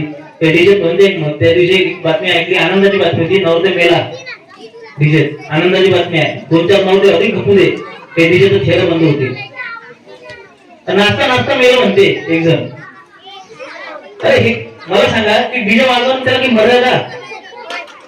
केस तर केस 14 बेस चॅलेंज देतात. काय असते महाराज असते, समजा महाराजांच्या समोर म्हटलं असतं, महाराज आम्ही तुमची जयंती साजरी करू, केस तर केस 14 बेस खा पण खाली मारली असती. अरे याच्यासाठी होती का शिवजयंती? किती पुस्तकांचं वाटप केलं आम्ही. गजाभरून म्हणजे आमच्या गजान भास्कर मेंदळेंनी खूप सुंदर पुस्तक बनवलं, 50 रुपये की 80 रुपयाचं आहे. छत्रपती शिवाजी महाराज झाले नसते तर. खूप सुंदर पुस्तक आहे. एवढ्याच्या पुस्तकामध्ये खूप काही आहे. किती वाटले आम्ही, किती पोरांच्या हातात खरं शिवचरित्र गेलं, खरं खरा पुरा इतिहास केला. आमचा प्रयत्न काय असला पाहिजे की शिवचरित्र कशा पद्धतीने लोकांपर्यंत पोहोचलं पाहिजे, हे अशा पद्धतीने पोहोचलं पाहिजे की तशा पद्धतीने पोहोचलं पाहिजे. आमच्या इथं शत्रुविष्ठा, गुरुजी शब्द वापरतात शत्रुविष्ठा, चवीनं खाल्ल्या जाते. म्हणजे जर का फॉरेनर एखादी गोष्ट करत असला तर आम्हाला ती गोष्ट फार चांगली वाटते. म्हणजे मी नेहमी उदाहरण देतो की लग्नामध्ये आमच्या नरदेवाला 3 पीस घालायचा असतो. लग्न उन्हाळ्यात असतं, त्याच्या कुठून कुठून घाम वाहत असतो, पण याला पारंपरिक पोशाखात नवरदेव व्हायची लाज वाटत असते. खरी गोष्ट आहे. म्हणजे आमच्या इथं पहिले धोतर नेसून लग्न व्हायची, सप्तपदी घेतल्या जायची, सगळ्या त्या गोष्टी व्हायच्या. पण आता 3 पीस पाहिजे असतो त्याला. बरं उन्हाळ्यात अरे त्यांची मजबुरी आहे, तू याला दिसतोस ना वर ते फेटा घालून. प्रत्येक गोष्ट आम्ही त्याचा कधी साधासा विचार तरी करतो का की बाबा हे काय होतं, कशासाठी याची निर्मिती झाली असेल. तिकडे जास्त थंडी आहे, जिथे तो 3 पीस बनला, जिथे तो सूट बनला. आपल्याकडे सुती कपडे आहेत, आपण उष्ण कटिबंधीय प्रदेशात राहतो. आपला पेहराव कसा असला पाहिजे. ते अरब करोडपती झाले पण त्यांनी त्यांचा पारंपरिक पोशाख सोडला नाही. साऊथचा हिरवा धनुष माहिती आहे ना, काय पारंपरिक लोकांत राहते. हॉलिवूडचा पिक्चर भेटला भाऊला आणि त्याच्या प्रीमियरला हा लुंगी नेसून गेला. बरोबर आहे. धर्माभिमान, लोक हसली का त्याला? नाही हसली ना. मला लोक पाहून विचारतात तुम्ही ब्राह्मण आहे का, तुम्ही काही अरे पाटील आहो मी, मराठा आहे मी, मला अभिमान आहे त्याचा. तर धोतर नेसणं म्हणजे ब्राह्मण हे गोष्ट कधी आमच्या डोक्यात घुसली. सगळ्यात आधी आमचे म्हातारे चढले, लक्षात घ्या. सगळ्यात आधी आपण म्हणतो ना म्हातारे पुताऱ्यांनी धर्म राखलाय, मी म्हणतो सगळ्यात आधी म्हाताऱ्यांनी धर्म सोडला. सगळ्यात आधी एका सेकंद एका फटक्यात आम्ही विदेशी गोष्टी ऍक्सेप्ट करून घेतल्या. एक साधं उदाहरण देतो मी तुम्हाला. साधं, मी एका लग्नात गेलो होतो. मी हे उदाहरण मागच्या एका माझ्या व्याख्यानात दिलं होतं. मी लग्नात गेलो, लग्नामध्ये पारावर आमचाच नातेवाईक होता, एक म्हातारा होता बसलेला. आणि तेव्हा सुद्धा फार जुनी गोष्ट, पण माझ्या पिढीदार मिशा होते. आमचे म्हातारा आम्हाला म्हणतात काय आपल्याला शोभतं का म्हणे अशा मिशा घेऊन, आपलं नाव काय, गाव काय. तर मी म्हटलं या काय झालं काय असं म्हटलं, या म्हणजे मेंदूत पाणी झालं असं का काय झालं. पाटलाने मिशनी ठेवायची तू कोण ठेवायची. म्हणजे कारण की आता काय झालं, सभ्यतेच्या व्याख्या बदलल्या ना. आता खाली मिशा असल्या पाहिजेत, त्याला आकडे नसले पाहिजेत, शर्टाची बटन लावलेली पाहिजेत, खिशाला 3 पेन लटकवलेले पाहिजेत. बरोबर आहे. त्या सभ्यतेच्या व्याख्या झाल्या. कोण दिल्या ह्या व्याख्या आम्हाला, कोण दिल्या? ह्या आमची परंपरा आहे का, ह्या आमची पद्धत आहे का? तेच मी तुम्हाला सांगायचा इथं प्रयत्न करतोय की कुठली गोष्ट जे आम्ही नवीन स्वीकारली तो माझ्या परंपरेचा भाग होता का. तेवढं तर बरं होत विचारायचं विराट कोहलीचं, त्यानं काही करू न करो दाढीची फॅशन आणली. बरोबर आहे ना, तिथूनच आली बहुतेक. ते एनटीआरचा पिक्चर आला होता फॅमिली, त्या एनटीआरनं दाढी ठेवली. मला सगळं समज माहित असते बरं, हे मी फार अपडेटेड माणूस आहे. अशातला काही भाग नाही की मी फक्त गाता ज्ञानेश्वरी वाचतो. आणि नंतर विराट कोहली दाढी ठेवली, सगळ्या तरुणांमध्ये दाढी ठेवायचा ट्रेंड आला. फार चांगली गोष्ट झाली ती. नाहीतर त्याच्या आधी आजपासून 10-12 वर्षाच्या अगोदर अशी परिस्थिती होती की पोरगा कोणतं पोरगी कोणती ओळखायलाच चान्स नाही. अगं म्हणून आवाज दिला तर माणसाचा आवाज यायचा ना, अरे म्हणून आवाज दिला तर पोलीस आवाज यायचा. काहीच भेदच नव्हता राहिला. भेद ब्रह्मा अमंगळ सगळं तिथं. फक्त तुकोबांची उभी लागू पडली, अभंग लागू पडला होता की विष्णुमय जग वैष्णवांचा धर्म, भेद ब्रह्मा अमंगळ. पोरगी तेच पोरगा येतो. 2-2 किलोमीटर पोरं गाडीच्या मागे चक्कर मारून येत जात. पाहिलं तर काही नाही, मला वाटतं पोरगी पोरग निघालं ते. अशी परिस्थिती आमच्या समाजात त्यावेळेस होती. पण ते फॅशनच्या नावाखाली डाळ्या वाढवणं जरी आलं, पण साधा एक विषय जर का आपण लक्ष दिला जो का पार, पण माझ्या पोशाखापासून तर माझ्या विचारांपर्यंत माझ्या रक्तात वेस्टर्नायझेशन इतकं भिनलंय, इतकं आमच्या खोल डीपली रुटेड गेलंय की आम्हाला सगळ्या गोष्टी. साधं एक उदाहरण सांगतो की कोलगेटची पहिली जाहिरात, जर का जुनी लोक इथं असतील आणि त्यांनी टीव्ही मध्ये ती जाहिरात बघितली असत, तर कोलगेटची पहिली जाहिरात अशी यायची, एक कागद खाली टाकलेला असायचा आणि त्या कागदावर कोळसा घासायचे आणि नंतर कोलगेट घासायचे. मग कोळशाने डाग पडायचे, कोलगेटनं स्वच्छ निघायचं. आणि त्याच्यात अशी टॅगलाईन असायची की कोयला आपके दांतों को खुरदरी चीज आपके दांतों को खराब बना सकती है. बरोबर आहे. म्हणजे कोळसा वापरू नका, कोलगेट वापरा. आता त्या कोलगेट मध्ये काय टाकलं यांनी? कोळसा. बरोबर आहे. आता काळं कोलगेट येतं विथ चारकोल त्याच्यावर लिहिलं येतं. म्हणजे साल्यांना आमच्या जवळ पहिले कोळसा हिसकला आणि मग आम्हाला सांगता की त्यात कोळसा टाकला मी. ते बाई हातात माईक घेऊन घरात फोडून निघते की आपली टूथपेस्ट में नमक आहे. मध्यंतरी ती ऍड चालली होती, प्रत्येकाला तोंडात माईक घालून की आपली टूथपेस्ट में नमक आहे. आता पहिले मिठानच घासायचो ना आम्ही. एवढी झाली का तू? तुम्हाला माहितीये का की कित्येक देशामध्ये कोलगेटच्या याच्यावर लिहिलेलं असते नॉट फॉर मायनर्स, 6 वर्षाच्या आतील मुलांनी वापरू नये. जॉन्सन बेबीवर बंदी आली माहिती आहे ना. जॉन्सन अँड जॉन्सन कंपनीवर बऱ्याच देशांनी बॅन केलं. आम्ही लेकराला ते इतकं लावतो की झालं ते काळे असलं ते गोरच दिसलं पाहिजे. बरोबर आहे, काळा रंग सौंदर्याचं प्रतीक आहे. पण आम्ही लेकराला इतकं पावडर टाकून देतो की ते 2 किलोचं असेल तर 3.5 किलो झालं पाहिजे, 1.5 किलो पावडर झाली पाहिजे. आणि ते पण जॉन्सन बेबी झाली पाहिजे. डोक्यात घालून दिलं ना आमच्या कन्झ्युमरिझम. कोका कोला काय आहे? टॉयलेट क्लीनर आहे. राजू दीक्षित सांगायचे कोका कोला खूप चांगलं असतं पण शरीरासाठी नाही. त्यानं संडास साफ करायचा, स्वच्छ निघतो. त्याची पीएच लेवल खूप हाय असते. त्याचं पॉवर हायड्रोजन जे पोटेन्शियल हायड्रोजन आहे त्याचं खूप जास्त असते. ते तुमच्या शरीरातल्या रक्तासाठी बनलेलं नाही. रक्तामधलं ते तुमची बॉडी डिहायड्रेट करतं आणि तुमची हाडं ठिसूळ करतं. कुठलंही कार्बोनेटेड ड्रिंक, कुठलंही जे फसफसतं असं कुठलंही ड्रिंक तुमच्या शरीरात हाडं तुमची ठिसूळ करत असतं. पण आम्हाला आमच्या चित्रपटांचे जे नायक आहेत ते जीवावर उदार होऊन या झाडावरून त्या झाडावर उडी मारून आणि त्या गाडीवरून उडी मारून एक थम्सअपची बॉटल आणतात. बरोबर आहे, तर 20 रुपये खर्च कर भिकार तुला. या गाडीच्या मागून त्या गाडीच्या मागे चालला तू लटकून ते पण. आणि तो तिथं जाऊन थम्सअप पितो आणि म्हणते तिथं दाखवला तुम्ही मरतो का ड्रिंक. अरे तुमचे हाड ठिसूळ होतील, तुम्हाला कुठे विचारणार नाही. जागेवर रिझल्ट दिसतो बरं पेप्सीचा, बिअरचा दारूचा उशिरा भेटल. पण जर कंटिन्यू जर तुम्ही थम्सअप आणि हे कोल्ड्रिंक पेत असाल तर त्याच्या जागेवर तुम्हाला रिझल्ट दिसतील 2-3 वर्षामध्ये. पण आमच्या डोक्यात घालून गेलं हे कन्झ्युमरिझम आहे. हे प्या, ते खा, असं करा, तसं करा, 2 मिनिट में मॅगी. बरोबर आहे, आमचा उपमा गेला, आमचा पोहे गेले, आमचा सकाळचा नाश्ता गेला, आमची इडली गेली, आमचा उत्तप्पा गेला, आमचं सगळं गेलं. आणि त्याची जागा कशाने घेतली? 2 मिनिट त्या मॅगीने घेतली. आमचे कपडे गेले त्याची जागा ह्या कपड्यांनी घेतली, आमचं हे गेलं त्याची जागा त्याने घेतली. या सगळ्या गोष्टींचं हे जे आपलं पतन आहे, हे जे आपलं नैतिक पतन आहे, हे फक्त कशामुळे झालंय? कारण की आम्ही आमच्या धर्माला खूप कमजोर समजतो, कमकुवत समजतो. आमच्या डोक्यात एक गोष्ट घालून दिलेली आहे की तुमचा देश मागास होता, लोक ढुंगणाला झाडपाला लावून फिरायची, तुमच्या देशातली लोक साप पकडायची, त्यांना खाण्याची अक्कल नव्हती. इंग्रज भारतात आले, त्यांनी तुमच्यावर उपकार केले, त्यांनी तुम्हाला कपडे घालायला शिकवलं. मग आपल्या देशामध्ये थोर समाज सुधारक जन्माला आले, त्यांनी स्त्री शिक्षण दिलं. आमच्या इथं स्त्रिया शिकतच नव्हत्या. वेदांमधल्या ऋचा वाचा, गार्गी आणि मैत्रिणीने लिहिलेले आहे. गार्गी मैत्रिणी माणसं होते का? पण आम्हाला हे पटलं ना, आम्ही मान्य केलं ना, नाही खरंच आमच्या देशात काही अधिकार नव्हता. आमच्या देशात फक्त असंच होतं. आमच्या देशात मला सांगा, मणिकर्णिका म्हणजे झाशी राणी, त्या पुस्तक मागून वाचायचे उल्लेख आहे. किंवा रामप्रसाद बिस्मिलांच्या आत्मकथेमध्ये रामप्रसाद बिस्मिल लिहितात की मला माझं प्राथमिक शिक्षण माझ्या आईने केलं. पण जर का रामप्रसाद बिस्मिलची आई शिकलेली होती, मणिकर्णिका शिकलेली होती, आऊ जिजाऊ शिकलेल्या होत्या, राणी अहिल्याबाई होळकर शिकलेल्या होत्या, मग मला सांगा आपल्या देशामध्ये शिक्षण नव्हतं हे कोण सांगितलं तुम्हाला? तुम्ही कधी हा विचार करता का? प्रत्येक गोष्ट आमच्या देशामध्ये सुधारणा ही इंग्रजांनीच आणलेली आहे, बाहेरच्या लोकांनीच आणलेली आहे, इथे समाज सुधारकांनीच आणलेली आहे. आणि तुम्ही फार मागास होते. हा न्यूनगंड मनातून काढून टाका. हा महाराष्ट्र जगद्गुरु तुकोबारायांचा आहे. तुम्हाला शिक्षणाचा अधिकार नव्हता, बहुजनांना शिक्षणाचा अधिकार नव्हता. मग जगद्गुरु तुकोबाराय बहुजन होते का? ते ब्राह्मण होते का? मग त्यांनी लिहिलं कसं? संत चोखामेळांना शिक्षणाचा अधिकार नव्हता, त्यांनी लिहिलं कसं?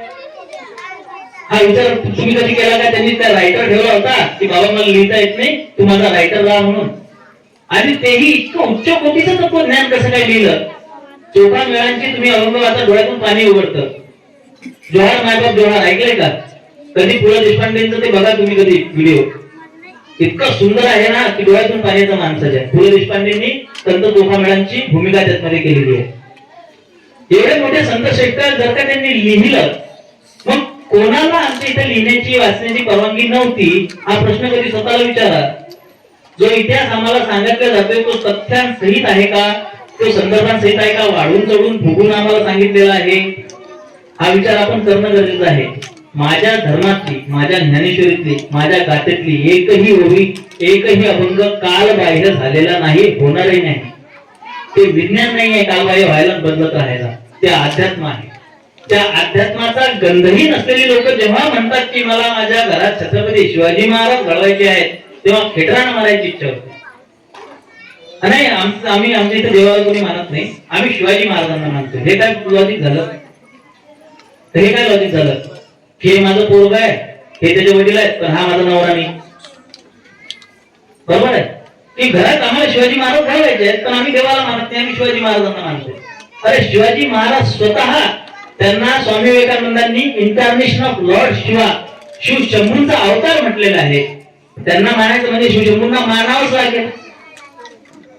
पर्यायानं आलंच ते. त्यांची घोषणा काय होती? हर हर महादेव होती ना, जय लेलिन जय महाराज होती का? त्याची काय होती? आपण जय भवानी जय शिवाजी म्हणतो ना, ते अजून काहीतरी म्हणतो. त्यांना जगदंबा प्रसन्न होती ना, त्यांच्या तलवारीचं नाव भवानी तलवार आणि जगदंबा तलवार होतं ना. तुम्ही महाराजांमधून धर्म कसा काय वेगळा काढू शकता? जगात भारी 19 फेब्रुवारी इथपर्यंत ठीक आहे, पण 33 कोटी देवांना भारी 19 फेब्रुवारी इथं माता ठरत. तुम्ही ही तुलना करून तुम्ही समाजामध्ये फक्त संभ्रम निर्माण करता. अशा पद्धतीच्या तुलना व्हायला नको. बऱ्याच वेळा मध्यंतरी आलं होतं की जय भवानी जय शिवाजी म्हणू नका, शिवाजी महाराजांचा एकही उल्लेख होतो, मग जय भवानी जय शिवराय म्हणा, नाही भवानीच म्हणू नका. मध्यंतरी ते लोण आलं होतं, जय जिजाऊ जय शिवराय म्हणा. अरे जिजाऊ भवानी आमच्यासाठी वाटल्या गेलेल्या नाहीत रे, जिजाऊच भवानी आहेत, साक्षात जगदंबा होत्या. पण भवानी म्हणा की जिजाऊ म्हणा, हा भेद तुम्ही निर्माण करताय. जर का तुमच्या घरामध्ये लहान मुलांनी देवासमोर डोकं ठेवलं नाही, तर त्यांचं छत्रपती शिवाजी महाराजांसमोर नतमस्तक होणं काही कामाचं नाही. जर त्यांना गाठा डोक्याला लावली नाही, जर त्यांना ज्ञानेश्वरी डोक्याला लावली नाही, तर त्याने छत्रपती शिवाजी महाराजांचं शिवचरित्र डोक्याला लावून काही एक उपयोग होणार नाही. धर्म आणि शिवाजी महाराज हे समीकरण आहे, हे समीकरण कोणीच तोडू शकत नाही. जर मला माझा समाज घडवायचा आहे, जर मला माझ्या समाजाला जर का शिवशंभू रक्त गटाचं बनवायचं आहे, तर मला समाजामध्ये ज्ञानोबा तुकोबा पेरावे लागतील, संत चोखामेळा, संत नामदेव, संत सावतामाळी पेरावे लागतील, संत नरहरी सोनार पेरावे लागतील. तेव्हा कुठं माझा समाज त्या संत परंपरेला जे धारकरी आहेत ते वारकरी आहेत, आणि जे वारकरी आहेत तेच उत्तम धारकरी होऊ शकतात. शस्त्र चालवण्यासाठी शास्त्र वाचणं गरजेचं आहे. बरेचदा लोक उलट बोलतात की हातात शस्त्र नसेल तर शास्त्र कामात येत नाही. पण मी म्हणतो की जर का तुमच्या डोक्यात शास्त्र नसेल ना, तर शस्त्र काही कामाची गोष्ट नाहीये. तलवार घेऊन घराच्या बाहेर उभा आहे आणि कोणाला वाचवतं हेच माहित नाही. ज्याला वाचवतो तो मागच्या दरवाज्यातून फरार झाला, हा बसला बोंबलत तलवार घेऊन. काय फायदा? कशाचं रक्षण करायचं आहे, कोणाचं रक्षण करायचं आहे, काय रक्षायचं आहे, कशासाठी रक्षण करायचं आहे, हे तत्वज्ञान काय आहे, अद्वैत सिद्धांत काय आहे, द्वैतवाद काय आहे, माझे 6 दर्शन काय आहेत, सांख्य काय आहे, वेदांत काय आहे, मीमांसा काय आहे, योग काय आहे, ह्या गोष्टी जर का आम्हाला माहित नसतील, आम्हाला आमचे उपनिषद माहित नसतील, आम्हाला जर का आमच्या ब्राह्मण्य ग्रंथांचा जर का अर्थ माहित नसेल, आम्हाला ब्राह्मण चातुर्वर्ण माहित नसेल. आजकाल सगळे लोक, एका जणांना काल परवा एक कमेंट हे टाकली, पोस्ट टाकली, होळीमध्ये चातुर्वर्णाचं दहन करून टाका. म्हटलं जाऊन रे नाही, म्हणे चातुर्वर्ण भेद निर्माण करे. चातुर्वर्ण मया सृष्टा गुणकर्म विभाग अशा श्रीकृष्णांनी सांगितलेलं आहे. चातुर्वर्णाचं दहन करू नका, ते समजून घ्या. ब्राह्मण कोण, क्षत्रिय कोण, वैश्य कोण, शूद्र कोण, ते समजून घ्या. ते श्रीकृष्ण म्हणतोय मी स्वतः निर्माण केलेलं आहे. चातुर्वर्णाचं दहन उद्या तुम्ही भगवद्गीतेचं दहन करणार, त्याच्यातच सांगितलेलं आहे म्हणून. मग त्याच्यावरच गाथा आहे, त्याच्यावर ज्ञानेश्वरी आहे, त्याचं दहन करायला तुम्ही मागे पुढे पाहणार नाही. मी माझ्या धर्मातल्या कुठल्याही गोष्टीला विरोध करण्याच्या आधी मी एखाद्या परखड धर्म मार्तंडाकडे जाणं गरजेचं आहे. त्या परखड धर्म मार्तंडाला हे विचारणं गरजेचं आहे, हे काय आहे हो चातुर्वर्ण, मला समजून सांगा. मग ते तुम्हाला समजून सांगतील, त्याच्यानंतर तुम्ही ते डिसाईड करायचं की ते जाळायचं का ठेवायचं. आणि तसे धर्म मार्तंड सुद्धा माझ्या समाजात असले पाहिजेत. एखाद्या भुसनाळ्याजवळ जाऊन तुम्ही पाकिट घेऊन कीर्तन करणाऱ्या त्याच्या बापाला सांगता येणार नाही तुम्हाला. मी त्या कीर्तनकारांना सुद्धा काहीच्या काही सांगताना बघितलेलं आहे. धर्म सोडून तिसरंच काहीतरी सांगत बसतात ते. मी बऱ्याचशा कीर्तनकारांसोबत सुद्धा आर्ग्युमेंट करतोय. मग मी स्वतः कीर्तन करते, मला खूप जण म्हणतात मी कीर्तन करावं. मला भरपूर लोकांनी म्हटलं, पण तो माझा पिंड नाही, कारण की माझी भाषा आक्रमक आहे. कीर्तनाला मृदू भाषा होईल, आणि हे शांती धर्म एकनाथ महाराजांनी घालून दिला. आणि जर का तुमची कठोर भाषा असेल तर तुमचा अधिकार तसा पाहिजे जो भीष्माचार्य निवृत्ती महाराज वक्तीचा होता, ती कीर्तनात शिव्या द्यायची, पण त्यांचा अधिकार होता. 4 पुराण 18 वेदांवर त्यांचं हे होतं, पकड होती. तशा माणसानं बोलावं. ज्या दिवशी मला असं वाटेल की बाबा मी त्या लायकीचं झालं, त्या दिवशी मी कीर्तन करत. आजकाल तर आंडू पांडू गेले, आंडू बाल कीर्तनकार असतात. बाल कीर्तनकार फार अभिमान वाटतो मला. बाल कीर्तनकार, मला डॉक्टर बाला का हा पूल बाल इंजिनियर न बांधलाय. 13 वर्षाचा इंजिनियर आला पूल बांधायला. अरे शास्त्र मजा वाटते का तुम्हाला? लहान लेकरं कीर्तन करतात, छान आहे, त्यांना अप्रिशिएट करा, त्यांचा आनंद व्हावा, खूप छान म्हणतोय, त्यांना भजन शिकवा, गायन शिकवा, त्यांना एवढं डोक्यावर घेतात की ते स्वतःला म्हणजे ब्रह्मसाक्षात्कारी समजायला लागतील. बाल कीर्तनकार अगं असं काही नसतं. कीर्तनाला प्रगल्भता पाहिजे, प्रचंड विचार पाहिजे, प्रचंड चिंतन पाहिजे, प्रचंड डेडिकेशन पाहिजे, ईश्वराच्या प्रती भाव पाहिजे. भावाविना भक्ती काय कामाची आहे? तो भाव जर का त्याच्यामध्ये, तो लहान आहे हो, तो तसा ईश्वराचं रूप आहे, तो करतोय, चांगली गोष्ट आहे, पण त्याला जास्त व्हॅल्यू देऊ नका. त्याचं कौतुक करा, त्याला अजूनही शिकवा, त्याला आळंदीच्या एखाद्या वारकरी शिक्षण संस्थेत टाका, त्याचं कौतुक करा, अभिमान करा. पण बाल कीर्तन करायचे एवढे कार्यक्रम तुम्ही घेताय की त्याला असं वाटतं की त्याला सगळं काही समजायला लागलंय, आणि मग त्याला कोणतरी कॅप्चर करतो, त्याच्या डोक्यात काहीतरी विचार भरतो, आणि मग तो ते समाजात पेरतो. तुम्हाला कोणीतरी चालवू शकलं नाही पाहिजे, तुमच्या विचारामध्ये स्वतःची प्रगल्भता आली पाहिजे. त्याच्यासाठी परिपक्वता असल्याशिवाय व्याख्यान करायचं नाही, संदर्भ असल्याशिवाय इतिहास सांगायचा नाही, आणि प्रमाण असल्याशिवाय धर्म सांगायचा नाही. हा पायंडा आम्हाला समाजात काढून द्यायचा आहे. यापुढे कुठलाही व्याख्याता तुम्ही गावात बोलवल्यानंतर त्यांना दिलेल्या एखाद्या दृष्टांताचं प्रमाण त्याला अवश्य मागा. कुठल्या पान नंबरवर आहे, पान नंबर ठीक आहे, पाठ नसतात, पण कुठल्या ग्रंथात आहे, कुठल्या ग्रंथात हे दिलेलं आहे, हे कोण लिहिलेलं आहे, ज्यानं लिहिलेलं आहे त्याला प्रमाण काय, ते समकालीन आहे का की उत्तरकालीन आहे, याची शहानिशा केल्याशिवाय त्याला इतिहास मानू नका. आम्हाला फार आवडतं एखादा मुसलमान शिवाजी महाराजांवर कीर्तन करत असला तर, जसं मी सांगितलं की बाबा जलाल महाराज सय्यद ज्ञानेश्वरीचे खूप मोठे हे आहेत, त्यांचं कीर्तन मला फार आवडतं व्यक्तिशः. पण जेव्हा एखादा मुसलमान शिवाजी महाराजांवर व्याख्यान करतो, आपल्या लोकांना आवडतं साहजिक आहे, अरे पण त्याचा भाव खरा आहे का? तो एक सुभान अली नावाचा एक कीर्तनकार आला, लोकांना फार आनंद, मुसलमान हे व्याख्याता आला, शिव व्याख्याता सुभान अली, लोकांना फार आनंद झाला. पण तो तिथं स्टेजवर सांगतोय की शिवाजी महाराजांचे गुरु याकूब बाबा होते म्हणे. म्हणजे ते समर्थ रामदास स्वामी तुकाराम महाराज तर ते राहायला तिकडे ते ज्यांना याकूब बाबा आणले. बरं ठीक आहे, महाराजांचं याकूब बाबाच्या याचे आहेत पुरावे, म्हणजे गुरु शिष्याचे नाही, पण महाराज याकूब बाबाला, मौनी बाबाला भेटलेले आहे. बरं ठीक आहे, तू गुरु केलं, वरून हा याने कधी पट्टी मारते, त्याला विचारलं, लोक ऐकतात, आता आपण पुढ्या थोड्या मोकळे आहे, त्यानं मोठी पुढी सोडली की त्याने शिवाजी महाराजांनी याकूब बाबाला 100 एकर शेत दिलं होतं.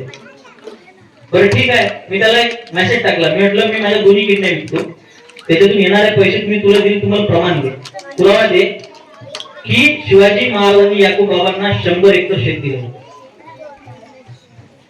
असेल का, त्याची सनद बनते. लक्षात घ्या, शिवाजी महाराजांनी अफजल खानाची कबर सुद्धा बांधलेली नाहीये, समजलं का? हे जे आपल्याला सांगितलं जाते ना, मी चॅलेंज सांगतो, मला पुरावा द्या. ते एका उत्तरकालीन बकरीमध्ये आलेलं आहे, त्या बकरीचं नाव आहे शेळगावकर बखर. शिवाजी महाराजांनी कबर बांधल्याचं, मग शेळगावकर बकरीच्या आधारावर जर तुम्ही मला सांगत असाल की नाही पाटील ते खरंच महाराजांनी बांधलेली आहे कबर, तुम्ही त्याच्यात शिवाजी महाराजांचे गुरु समर्थ रामदास स्वामी सांगितलेले आहे, आणि ते राज्याभिषेकाला हजर होते असं सुद्धा सांगितलेलं आहे, मग ते सुद्धा मान्य करावं लागेल. तिथं आमच्या पोटात दुखतं. लक्षात घ्या, संदर्भ पुरावे कशातून घेतोय हे फार महत्वाचं असतं. आता कबर बांधली नाही याचं सगळ्यात मोठं कारण म्हणजे की कबर बांधली असती त्याची सनद बनते, सनद, याला दिवाबत्तीची सोय, मग ती शंभूराजांकडे गेली असती, मग ती शाहू महाराजांकडे गेली असती, आणि प्रतापराजे भोसलेंपर्यंत ते सनद चालली असती, जशा सज्जनगडाच्या सनदी चालल्या. कुठेही दिवाबत्तीची सोय केली ना, ते शिवाजी महाराजांनी केलेली, ती प्रतापसिंह राजे भोसलेंपर्यंत सगळ्या सनदी उपलब्ध आहेत. मग या अफजल खानाची कबरीची सनद खाल्ली का बरं?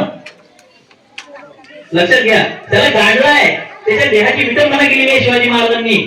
इथं महिला बसलेल्या म्हणून मी तो शब्द वापरत नाही, काय शब्द आलेला आहे सप्तचरित्रात्मक बखर, तुमच्यातल्या एकाची कलमी बखरीमध्ये एक शब्द आलेला आहे, तो शब्द मी सांगत नाही, त्याच्या ठिकाणी दुसरा शब्द सांगतो की शिवाजी महाराजांनी अफजल खानाच्या पार्श्वभागामध्ये लोखंडाची मेघ मारली आणि त्याला शामियानात फिरवलं. एवढा तिरस्कार होता महाराजांना त्याच्याबद्दल, आणि मग त्याचं मुंडकं मारून गळावर पाठवलं, त्याचं धड पुरलं, तिथं कबर वगैरे नाही बांधली, तिथं काढलाय भाव्या तुला, ते सांगायचं महाराजांना. आपण त्याचे उदात्तीकरण करतो, मरणांती वैराणी शिवाजी महाराजांनी कबर बांधली, अशातला काही प्रकार घडला नाही. म्हणून सनद आहे का, त्याला पुरावा आहे का, ह्या गोष्टी सुद्धा आपण विचारणं गरजेचं आहे. कधी कधी आपण फार उदार मतानं खूप काहीतरी बोलून देतो महाराजांबद्दल, की महाराजांनी शत्रूला सोडून दिलं. मी ते सिरियल पाहिली होती, अमोल कोल्हे बसलेले असतात आणि ते म्हणतात की अफजल खानाच्या मुलांना सोडून द्या, मरणांती वैराणी, असं काही घडलं नव्हतं. तो पळून गेला होता, पुढे त्यांनी कोल्हापूरला महाराजांवर हल्ला केला, त्याचे सगळे पुरावे आहेत. महाराजांनी सोडून वगैरे दिलं नव्हतं. कशाला एवढं उदात्त दाखवायचंय तुम्हाला महाराजांना? अरे महाराजांनी गोलूर घराला सोडून दिलं म्हणून प्रतापराव गुजरांना खडे करून सुनावले की त्या प्रतापराव गुजरांनी 7 मावळ्यांसोबत युद्ध केलं आणि सगळे धारातीर्थी पडले. महाराज एवढे कर्म कठोर होते महाराज. आणि महाराज एवढे कठोर शासक असताना सुद्धा महाराजांचे चरित्र तुम्ही अल्पकुबल सारखं कसं काय मांडू शकता रे?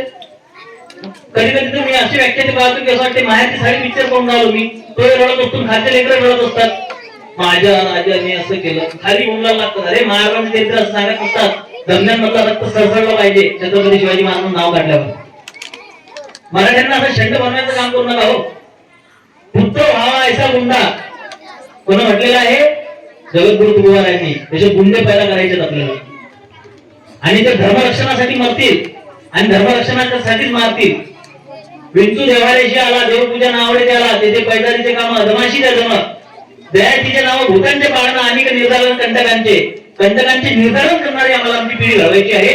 आम्हाला मर्दांची पिढी घडवायची, आम्हाला सशक्त लोकांची पिढी घडवायची आहे आणि ती धर्माच्या आधारात घडवायची आहे. आणि अशी शिवाजी महाराज आम्हाला लोकांना सांगायचे आहेत.